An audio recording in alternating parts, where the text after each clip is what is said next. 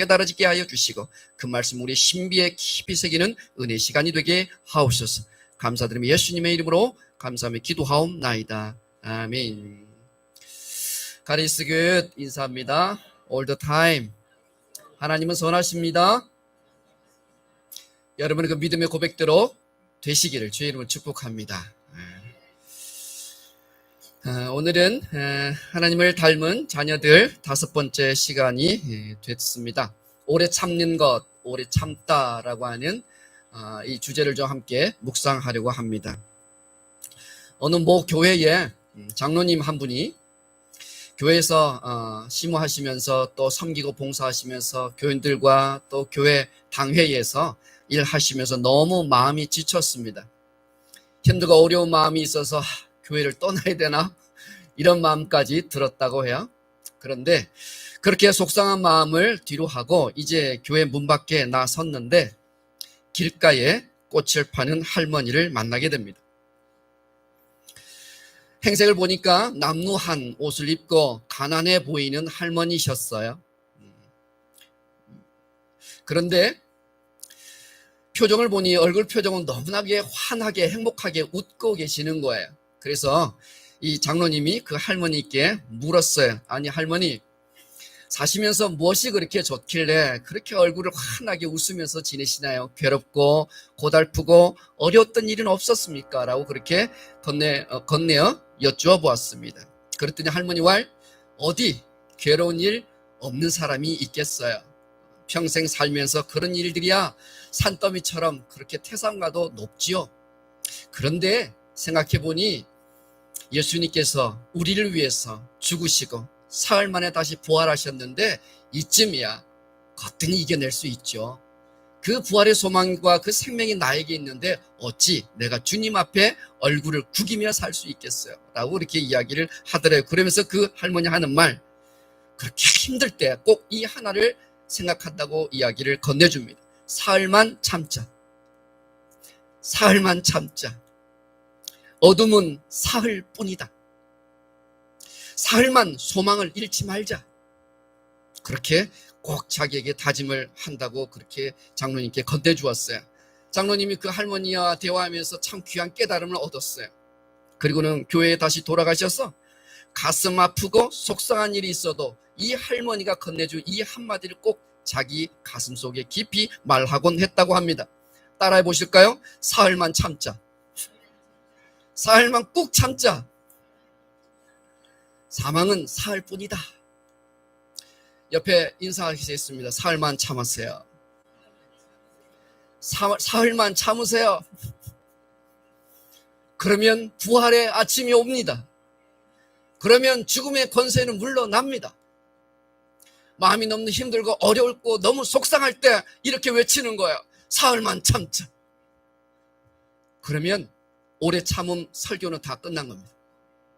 집에 갈까요? 우리 한국말 중에 말이죠. 조급증을 드러내는 독특한 말이 있는데 뭐가 있을까요? 빨리빨리. 또요. 빨리빨리를 의미하는 또 다른 표현들이 참 많더라고요. 곰곰이 생각하면서 써봤어요. 날쌔게, 신속하게, 잽싸게, 얼른, 사투리는 언능, 금세, 당장, 후딱, 속히, 즉시. 많죠? 또 있나요? 제가 생각 못하는 게? 여러분이 이 중에 어떤 말을 제일 많이 쓰십니까? 당장 많이 쓰시는군요. 위험합니다. 외국인들이 우리 한국 사람을 보면서 정말 놀란 몇 가지 공통된 내용이 있다 해서 인터넷에 검색했더니 이런 표현들이 있더군요. 웹사이트가 3초 안에 안 열리면 그냥 닫아버린다. 결제할 때 가게 주인이 대신 카드 서명을 해준다. 고기가 안 익었는데 계속 뒤집는다. 육즙 다 빠져서 맛없습니다. 이렇게 하면 아시죠? 화장실에서 볼일 보면서 양치한다. 우리 교인들은 그런 분이 없는 줄 믿습니다. 엘리베이터 타서 닫힌 버튼을 숨가쁘게 연타하며 누른다. 자판기 커피에 동전 코인 넣어놓고 손을 쭉 내밀어 커피가 내려올 때까지 컵을 붙잡고 기다리고 있는다. 그러다 잘못하다가 손을 한 번씩 디는 분들 계시죠. 3분 컵라면이 채 익기도 전에 휘휘 저어서 그냥 먹는다. 이뿐인가요? 생각해 보았더니 지하철이나 백화점이나 마트 같은 데 에스컬레이터가 많지 않습니까? 가만히 서서 가면 될 일인데 꼭 한 걸음이나 더 빨리 가겠다고 걸어 올라가시는 분이나 뛰어가시는 분이 계시죠. 음식점에서 탕수육 시켜놓고 이렇게 말해요. 좀 늦으면 돼지 인제 잡으러 갔나? 생선구이 시켜놓고 또 이렇게 표현하죠. 배 타고 고기 잡으러 가셨나? 공장 가셨나? 이런 표현 종종 하시죠. 위험합니다. 이렇게 조급증, 빨리빨리 습관이요. 사실은 우리 신앙생활에서도 부작용으로 작용합니다. 기도해놓고는 기다리질 못해요. 그리고 당장, 지금 바로, 언제까지 꼭 하나님 응답해 주셔야 해요? 무슨 빚독촉이라도 하듯이 빨리빨리 달라고 생떼를 씁니다. 그리고 으름장 놓기도 하지요.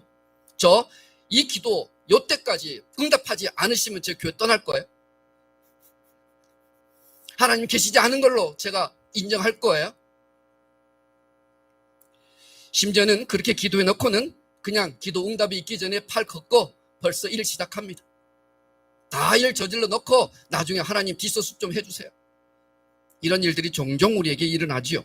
성도들 간의 관계가 어려워질 때 용서하고 용납하고 기다려보고 가슴앓이 하면서 기도해보고 그렇게 하기보다는 그냥 쉽게 교회를 떠나려고 합니다. 이 교회 아니면 없나? 이 교회 성도 아니면 또 없나? 하고 금방 금세 신앙생활을 멈추게 되기도 합니다. 전도를 하면서 너무 쉽게 포기하기도 하죠. 빨리빨리 집사되고 권사되고 장로 되는 것을 선호하는 바람에 우리 한국교회에 속성 과정의 교육이 있습니다. 그래서 얼른 안수를 주기도 하지요. 동영상에 설교가 참 많습니다. 그런데 30분짜리 제 설교는 듣지 않습니다. 1분짜리, 3분짜리 쇼츠 동영상만 듣습니다. 저는 기술이 없어서 제 영상을 1분 30초로 줄일 수가 없어서 올릴 수 없습니다. 디모데후서 3장 1절에서 5절 말씀에 보면 말세에 어떤 일이 일어날 것인지를 사도 바울이 디모데에게 이렇게 이야기했습니다. 말세에 고통하는 때가 이르러 사람들이 자기를 사랑하며 돈을 사랑하며 절제하지 못하며 사나우며 조급함은 말세의 징조입니다.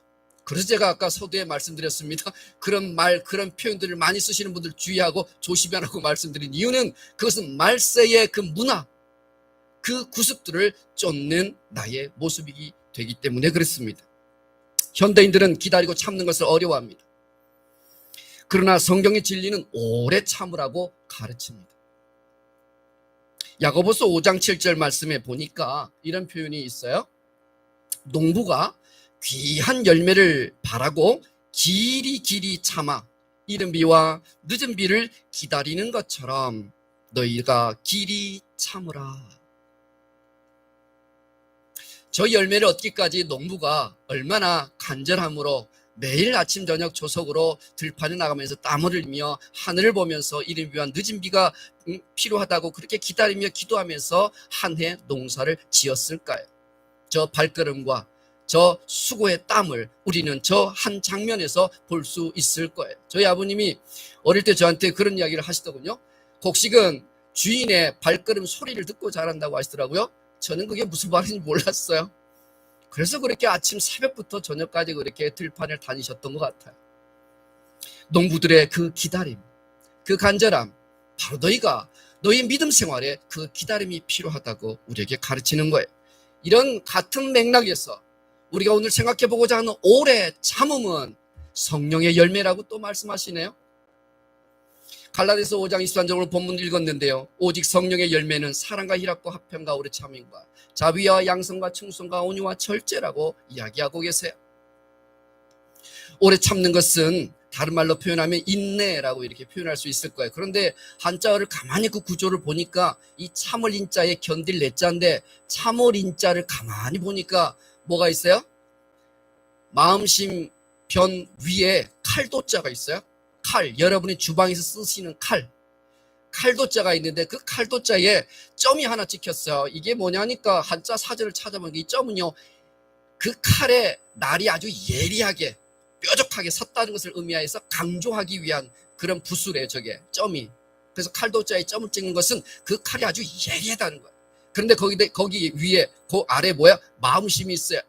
그러니까 이 참을인자는 사실은 아주 예리한 칼로 그 마음을 찌르고 베는 그 고통을 견뎌내고 참는 것을 의미합니다. 고통이 수반된다는 것이에요. 아픔이 수반된다는 것이에요. 눈물이 수반된다는 것이에요. 그런데 말이죠, 고통의 내용도, 고통의 원인도, 고통의 목적도, 이유도 어떤 것도 없이 하나님께서는 우리에게 오래 참으라 말씀하셨을까요? 누군가가 이유 없이 부당하게 때리면 그냥 맞는 것이 있네요, 오래 참음일까요? 불의하고 폭력적이고 또 아무런 유익이 없고 파괴적인 바로 그와 같은 일에 우리가 오래 참는 것이 성경에서 말씀하시는 그 오래 참음일까요? 결코 그렇지 않습니다. 생각해 보세요. 오래 참음이라고 하는 것은 성령의 열매라고 했고, 성령의 9가지 열매를 가만히 들여다보세요. 이 열매들 중에 어떤 하나라도, 어떤 한 열매라도 부정적인 의미를 가진 열매가 있나요? 그러므로 성경에서 우리에게 말하고 있는 오래 참음, 인내라고 하는 것은 분명한 목적이 있습니다.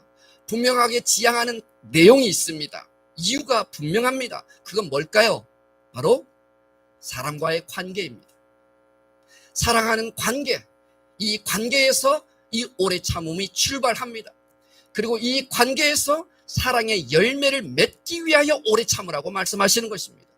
막연하게 맹목적으로 굴종적으로 그렇게 오래 참는 것을 말하는 게 아니에요. 우리 기독교에서 말하는 오래 참음이라는 것은 말이죠. 그래서 오래 참는 것이 사랑의 출발이라고 성경은 이야기하는데, 고린도전서 13장 4절 말씀 한번 볼까요? 여러분 잘 알고 계시는 말씀이에요. 사랑은 사랑장이죠. 이게 지금 제가 오타를 냈는데 고린도전서입니다. 사랑은 읽어보실까요?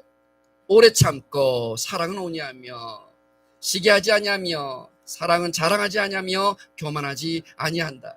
사랑은 뭐래요? 처음에 오래 참는 거래요. 오래 참는 것이 사랑의 시작입니다. 교제하는 사람이 있거나 함께 사는 사람이 혹시 오래 참지 못하는 성격이라면 더 많이 기도하시기 바랍니다. 오래 참음이 사랑의 시작이래요. 복음송가에 그런 노래가 있죠. 사랑이 언제나 오래 참고, 성가대 시작. 사랑이 언제나 온유하며 사랑은 시기하지 않으며 자랑도 교만도 아니하며. 네, 제가 설교하면서 찬양을 안 하는데 오늘은 요걸 꼭 하고 싶었어요. 그래서 한번 불러달라 한 건데, 사랑은 언제나 항상 always 매 순간 매일매일 오래 참는 것이에요. 오래 참는 것이 사랑의 시작이래요. E.D. 버튼이라고 하는 성경 주석가는 오래 참음을 이렇게 정의했더군요. 하나님의 신실하심을 믿고 억울한 상황과 곤경에도 불구하고 하나님을 더 확고하게 신뢰하고 기다리는 것, 이것이 오래 참음이래요. 하나님을 신뢰하는 것이에요. 하나님의 성실하심을 믿는 거예요. 그렇기 때문에 우리가 오래 참을 수 있는 거예요. 노아는 비가 오지 않았는데 120년 동안 참으면서 방주를 지었어요. 아브라함은 하나님께서 그 이삭이라고 하는 약속의 씨, 너의 자손을 주시겠다고 하신 그 약속을 무려 25년이나 참고 인내하여 기다렸어요. 요셉은 무고죄로 감옥에 갇혀서 13년 동안이나 하나님의 그 인도하심과 개입하심을 기다렸어요. 이스라엘 백성들은 요셉의 도움으로 고센 땅에 가서 70명 야곱의 자손들이 그곳에서 수많은 민족, 큰 민족을 이루긴 하였는데, 그만 애굽을 뭐라 해야 될까요? 위협할 만한 큰 민족이 되게 되면서 도리어 400년 동안이나 노예가 되는 그런 어려움에 처하게 되었어요. 모세는 동족을 돕다가 졸지에 살인자가 되었고, 바로에게 배신자로 낙인 찍혀 그만 왕궁에서 쫓겨나 먼 미디안 광야 가운데 40년을 살게 되었어요. 이 모두가 다 억울하지 않습니까? 이 모두가 다 곤혹스럽지 않습니까? 이 모든 것이 다 납득되지 않는 고난 아닙니까? 만일에 그들이 이런 곤욕스러운 일을 당하고 있었을 때 하나님을 신뢰하지 못했다면 그들이 어떻게 그 세월을 견뎌낼 수 있었을까요? 그리고 그들의 약속을 기업으로 받을 수 있었을까요? 그들은 하나님을 끝까지 신뢰한 것입니다. 그들은 그 세월과 그 시간들을 끝까지 주님의 그 약속을 붙잡고 기다렸던 것이에요. 그래서 결국에는 참고 기다리고 인내한 결과로 그들이 그 모든 약속들을 기업으로 물려받게 된 인물들이 되었습니다.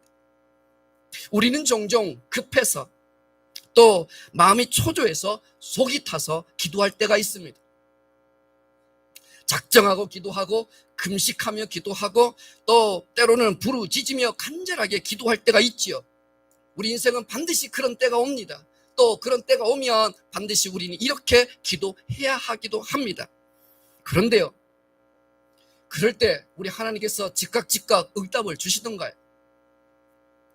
일은 진척이 없고 계약은 이루어질 기미가 없고 재정의 물꼬는 여전히 바닥이고 내리치는 파도는 멈출 줄 모르고 앞을 가로막고 서 있는 모든 문제와 상황은 요지부동인데 기도에 응답해 주셨다고 하신 우리 하나님은 인기척도 없고 모른 척 하고 계시는 것 같아 속상하기도 하고 마음이 무너질 때가 있습니다. 이런 마음이 들 때 여러분은 어떤 반응을 보이십니까?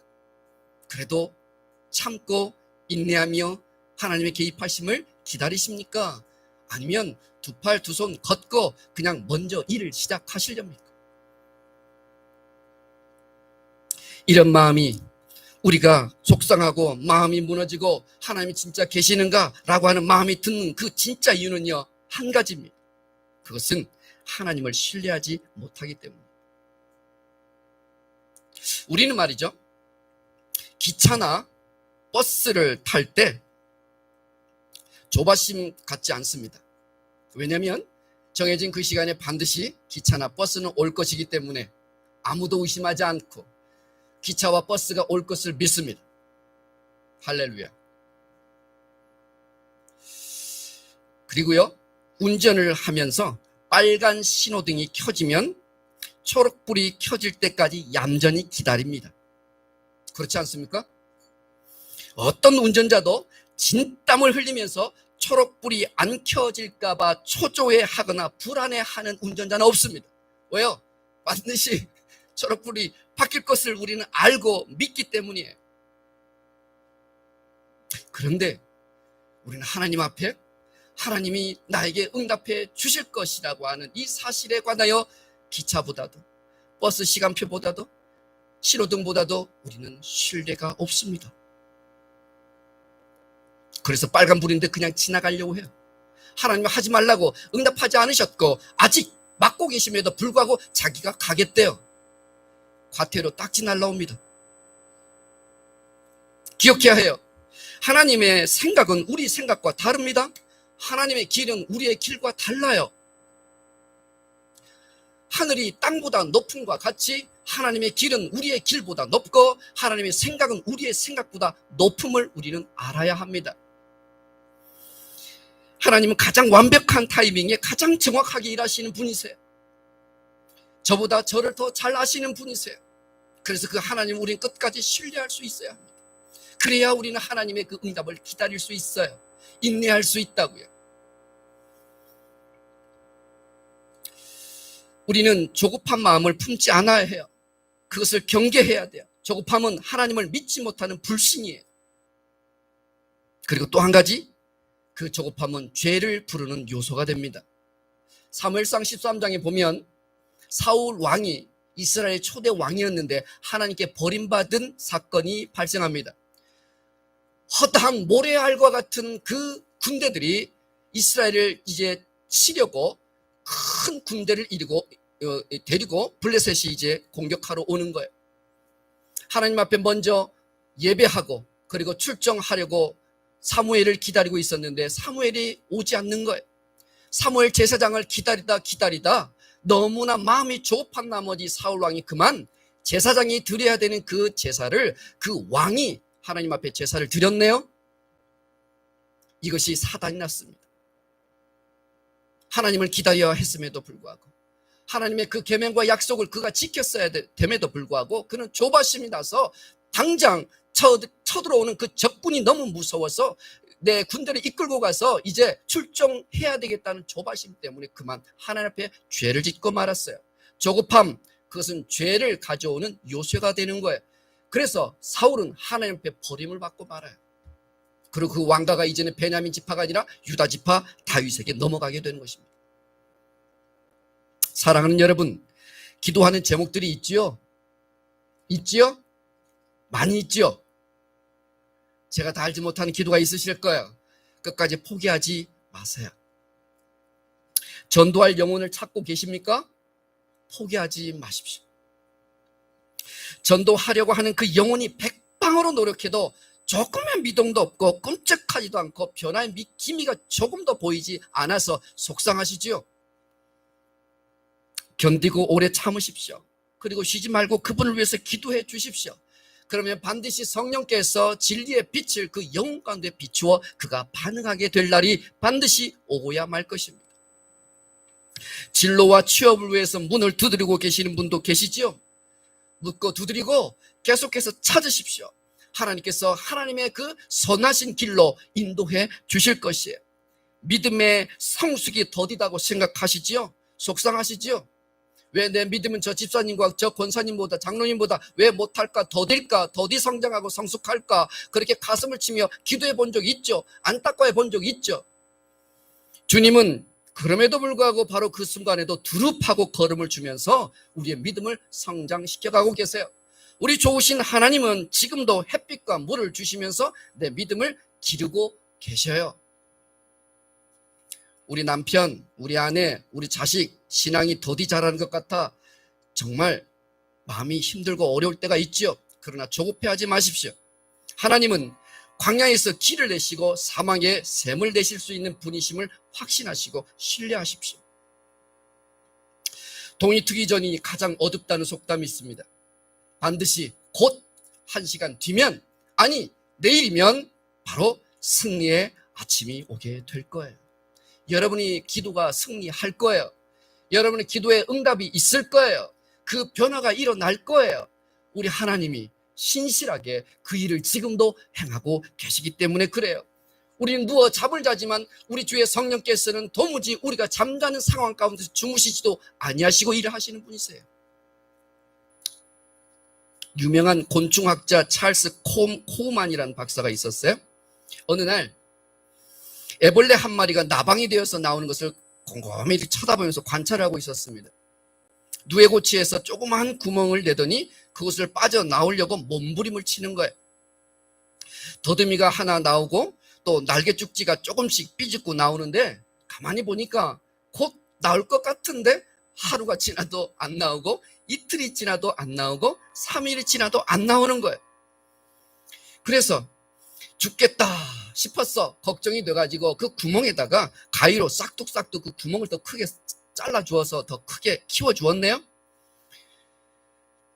그래서 애벌레가 고치에서 손쉽게 나와서 세상을 힘차게 훨훨 날아다닐 것을 그렇게 기대했어요. 근데 고치에서 나온 나방은 하루가 지나고 이틀이 지나도 날 줄을 모르는 거예요. 날개를 펴서 날아야 하는데 날개짓이라고는 하지 않고 바닥에 질질 그 날개를 끌고 다니다가 결국은 죽고 말았어요. 이거를 관찰하고 이 박사가 깨닫고 학습하고 알게 된 게 있었죠. 나방은 그 구멍을 뚫고 고치에서 구멍을 뚫는 그 어려운 과정을 지나면서 그 날개의 근육이 생겨야, 그래야 그 아래서 뚫고 나와서 하늘을 날 수 있는 날개가 되는 거구나.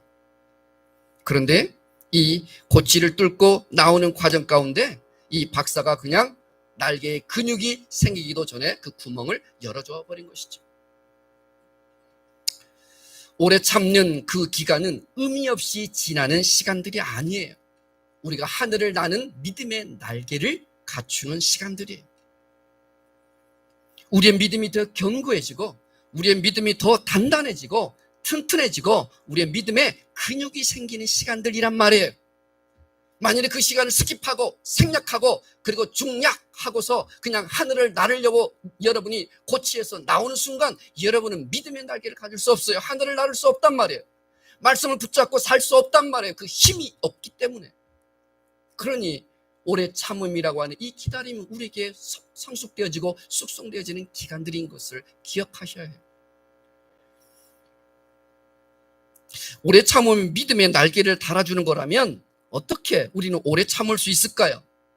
분명 갈라디아서 5장 22절 23절에 그 오래 참음은 성령의 열매라고 우리에게 말씀하셨거든요. 지난 시간에 요한복음 7장 37에서 39절 말씀에 예수님을 믿는 자들마다 그의 배에서 생수의 강이 흘러나오리라. 그 생수의 강은 뭐예요? 곧 우리가 받을 성령을 일컬어 하는 말씀이라고 가르치셨거든요. 성령께서 너희의 배에서 생수의 강들이 되어, 여기서 말하는 강은요 단수가 아니고 복수더라고요. 원어를 보니까 내 안에서 생수의 강들이 흘러나올 것이라고 이야기하고 계세요. 이 강들은 뭐예요? 누구예요? 곧 성령이세요. 파이프라인을 지난주에 그래서 설명드렸어요. 파이프라인은 두 개가 있어요. 하나는 수원지에다가 깊이 담가 놔야만 물을 빨아들일 거 아닙니까? 그리고 다른 반대편의 파이프라인은요, 물이 필요한 곳으로 흘려보내는 호수라고 말씀드렸어요. 물이 계속 흘러나가려면 양수기에 어떻게 해야 돼요? 이 수원지에 있는 파이프를 깊이 수원지 물이 많은 곳에다가 담가 두어야만 이 흐름이 끊이지 않거든요. 우리 안에 주의 성령께서 계심으로 그 성령 안에 있는 그 성령의 그 자비하심과 성령의 오래 참음의 열매를 계속 우리가 전달해주고 흘려보내주는 것, 이것이 오래 참음의 열매요, 또 오래 참을 수 있는 비결이라고 오늘도 역시 성령의 열매로 우리에게 가르치고 계세요. 생각해 볼까요? 다음 슬라이드 볼까요? 이 그림은 어떤 그림일까요? 강물 넘기시면 됩니다. 이 강물은요 무엇을 뜻하는 것일까요? 바로 성령의 풍성한 역사, 그리고 넘치는 그 은혜, 이것을 바로 강물이라고 표현하고 비유한 거예요. 성령께서 내 안에서 아주 풍성하게 역사하시고 넘치는 은혜로 우리 가운데 함께 하시겠다는 거예요. 만일에 이와 같은 삶의 원리가 작동되려면 우리가 어디에 있어야 돼요? 성령 안에 있어야 됩니다. 성령 강물이 되신 성령 안에, 그 흘러넘치는 그 은혜 안에 나를 푹 잠궈야 해요. 그래서 다음 슬라이드 그림을 이렇게 표현해 봤어요. 내가 어디 있어요? 물속에 있죠. 이 물은 어디예요? 누구예요? 성령 하나님이세요. 성령 안에 내가 푹 그냥 온 전신을 다 담궈버리는 거예요. 내가 온전히 그냥 거기에 잠겨버리는 거예요. 세상의 소리 듣지 않고 세상의 그 유혹들 보지 않고 내가 성령 안에 푹 잠기는 거예요. 수영 못하는 사람의 특징이 뭔지 아십니까? 머리를 물속에 못 넣는 사람입니다. 지금 웃고 계시는 분들 수영 못하시는 분들이에요. 제가 장담해요. 그런데 수영을 잘하는 사람은요, 머리를 물속에 푹, 그래서 물의 공포를 이겨낸 사람들이 수영을 하는 거예요. 성령 안에 우리가 깊이 잠기지 못하는 이유는요, 세상의 것들을 자꾸만 듣고 싶고 보고 싶기 때문이에요. 그런데요, 그 파도를 한번 보세요. 제일 물이 겁나고 무서운 공포를 느끼는 것은요, 수면이에요. 수면. 그런데 물속에 푹 잠겨보세요. 그러면요, 그 물속은 조용합니다. 의외로 조용합니다. 성령 안에 우리가 온전히 내 전신이, 내 마음의 생각들이 다 잠겨버리는 순간 우리는 성령의 사람이 되기 시작합니다. 성령께서 하시는 말씀들을 우리가 하게 되어 있어요. 성령이 하시는 생각들을 우리가 그 생각을 하게 되어 있어요. 성령을 쫓아 살아가게 되어 있어요. 그래서 제가 어제 저녁에 고민하고 기도하다가 이 그림 한 장을 다시 만들어냈어요. 최초로. 슬라이드 한번 넘겨볼까요? 한 번 더요. 요거 좀 이따 할게요. 바로 이 그림이요. 나라고 하는 존재가 있는데 어떤 많은 그리스도인들은 구원받고 거듭난 그리스도인들 중에 많은 그리스도인들은 성령님과 함께 교제하지 않아요. 성령님이 내 안에 계시다는 것조차도 인식하지 않아요. 성령의 음성에 귀 기울이지 않아요. 1번입니다. 성령과 내가 분리되어 있어요. 그런데 개 중에는 일부 성도들은 성령께 관심을 두어요. 성령이 내 안에 계시다는 것을 알아요. 이해하고 있어요. 그런데 성령을 쫓다가도 내 상황과 상황이 어렵고 힘들어지면 순종하지 못해요. 얼른 다름질하면서 내 육체의 욕심을 채우는 것에 육신적 그리스도인의 모습을 보이게 되지요. 그래서 우리가 지향해야 되는 것은 3번이에요. 3번은 어때요? 지금 내가 어디 안에 있어요? 성령과 온전히 하나가 되어 있고 내가 성령 안에 완전히 잠겨 있죠. 성령과 완전히 연합되어 있죠. 바로 이 삶이 우리가 지향해야 할 성령 충만한 삶이에요. 자비로움의 열매를 맺고 그리고 우리의 그 오래 참음의 열매를 맺는 것은 나의 동정으로 나의 노력으로 내 것을 나누는 게 절대 아니라고 말씀드렸어요. 이건 성령의 열매예요. 그러므로 우리 안에 자비로움이 우리 안에 오래 참음이 부족하고 자꾸만 조급한 그 문제는 내가 성령의 충만한 가운데 있지 않기 때문인 것이거든요. 그러면 우리의 관심과 목적은 뭐예요? 이제 성령으로 더욱 충만한 겁니다. 주님께서 우리에게 말씀하셨거든요. 요한복음 14장 17절 그 진리의 성령께서 너희 가운데 계시겠다라고 말씀하시잖아요. 진리의 영이 너희와 함께 계시고 너희 속에 계시겠습니다. 요한복음 7장의 말씀 너희 속은 곧 너희의 배에서 생수의 강이 나올 것이라고 하신 그 성령의 말씀과 똑같아요. 우리 안에 성령께서 계시다는 것이에요. 우리 안에 계신 그 성령께서 우리와 영원히 함께 하시겠대요. 그리고 그 성령께서 우리에게 자비의 열매를 맺게 하시고 또 온유함의 열매를 맺게 하시고 우리에게 오늘 궁금하게 생각하고 있는 바로 이 오래 참음의 열매를 맺게 하실 것이래요. 마지막 슬라이드 보고 마치겠습니다. 우리 주님께서 우리에게 제일 원하시는 게 뭔지 아십니까? 우리 예수님께서 우리에게 원하시는 가장 기뻐하시는 일, 저는 이 말씀 에베소서 5장 16절 18절 말씀 가운데 18절 말씀을 늘 암송하고 있었는데 17절 말씀을 제가 간과한 것을 최근에 알게 됐고 깨닫게 됐어요. 세월을 아끼라 때가 악하다.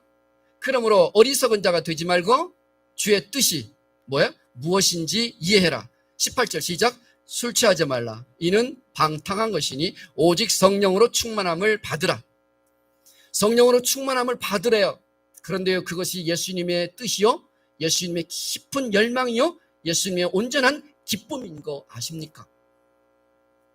델레마라고 하는 이 헬라어가요, 주의 뜻이라고 하는 이 델레마, 이 뜻이요, 열망이요, 기쁨이래요.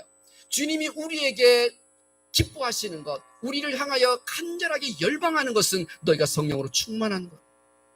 저와 여러분이 성령으로 충만할 때 성령 안에 있는 이 자비의 그 열매들, 오래 참음의 열매들이 내 가족들 가운데 흘러 들어가게 될 것이에요. 그러나 우리가 설교는 들었는데 도대체 성령과 어떻게 사는 건데요, 목사님? 성령에 대해서 말씀은 들었는데 제가 성령과 교제하는 방법은 모르겠어요. 도대체 성령은 내 안에 실제 하신지요? 설교시간에 그걸 다 말 못하니까 성령 공부하러 나오셔야 되는 거예요. 지금은 성령시대라고 하는 책이 최근에 나온 책인데 제가 읽은 책들 가운데 성령님에 관하여 성경적으로 제일 잘 정리된 책이에요. 혹시 여러분께서 이 성령의 안에서 성령으로 충만하고 주님의 그 뜻, 그 기쁨, 그 열망을 내가 채우기 위해서, 반응하기 위해서 성령으로 충만하기를 원하시는 분들은 혹시 이 책을 한번 시간 되실 때 읽어 놓으시면 좋아요. 그러면 제가 추후에 성령 공부를 하거나 성령에 관하여 여러분과 함께 이야기를 나눌 때 더 많이 이해가 되실 거예요. 성령의 사람으로 성령의 지배와 통치를 온전히 받아 이 땅 가운데 성령을 쫓아 행하는 파라클레오, 그 예수 그리스도께서 우리에게 허락하신 성령 하나님과 아름다운 열매를 맺어갈 수 있게 되기를 바라요. 그런데 마지막 슬라이드 포도송이 하나 보여줄래요? 여러분, 우리는 포도송이를 말할 때 한 송이라고 말해요? 아니면 100개의 포도알이라고 말해요? 성령의 열매를 가만히 연구해 봤더니요, 성령의 열매는 9가지라고 되어 있으면서도 헬라어는 단수로 취급합니다. 그 본질적으로 하나라는 거예요. 9가지 열매 각각이 아니라 본질적으로 하나의 열매를 맺게 되어 있대요. 우리가 성령 안에 거하면, 성령을 쫓아 살면, 성령으로 우리가 충분히 살면 이 9가지 열매가 그냥 맺혀진다는 거예요. 바로 이게 단수로 쓰였더군요. 나는 사랑은 있지만 희락은 없어. 자비는 있지만 오래 참음은 없어. 이런 건 없어요. 성령 안에서 우리가 있으면, 성령의 인도함을 받으면, 우리가 성령으로 충만하면, 그러면 자연스럽게 다른 열매들도 주렁주렁 함께 따라 나타나는 원리가 성령의 9가지 열매의 원리예요. 감귤을 하나라고 말하지, 감귤을 딱 껍질을 열면 조각이 20개, 30개, 30개까지는 아니겠다. 12개, 8개 되겠죠. 그러나 우리는 한 조각 한 조각으로 이해하지 않아요. 그냥 감귤 하나라고 말하지. 성령의 열매 9가지를 우리는 하나로 이해해야 해요. 그런데 하나하나를 따로따로 맺으려고 할 생각 절대 하지 마세요. 우리는 못해요. 그럼 어떻게 해야 돼요? 우리가 성령 안에 있는 거예요. 우리가 성령과 함께 성령을 쫓아 행하고 살고 그렇게 행하면, 그러면 성령께서 맺혀지게 해 주시겠대요. 그게 바로 양숙의 원리였어요. 그 파이프라인이 수원지 깊은 곳에 닿게 하는 것 말이죠. 잠기게 하는 것. 그것이 바로 양숙의 원리였고, 오늘 우리가 성령 안에서 함께 온전히 연합되고 하나 되어서 주님께서 너무나도 기뻐하시고 기다리고 열망하시는 우리 모두가 성령으로 충만한 성도들 될 수 있길 주의 이름으로 축복합니다. 함께 기도하시겠습니다. 여호와 하나님 감사합니다. 오늘도 귀한